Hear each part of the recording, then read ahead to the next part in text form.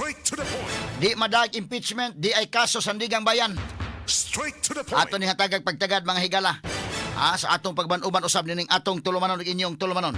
Straight to the Unsa point. may mahitabo kaniini mga kaigalan, no? Di ba kainoon pon mahitabo nga dunay forum shopping ining kalakiha?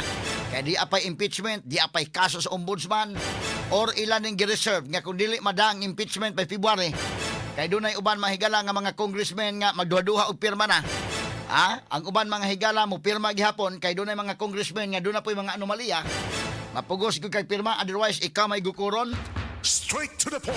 So kung mapirmahan mga kaigalan, makakuha gyapon 1/3 votes diri sa ubos balay baloranan, doon na pod mahigala impeachment complaint nga mapasaka mahigala batok ni Vice President Sara Duterte.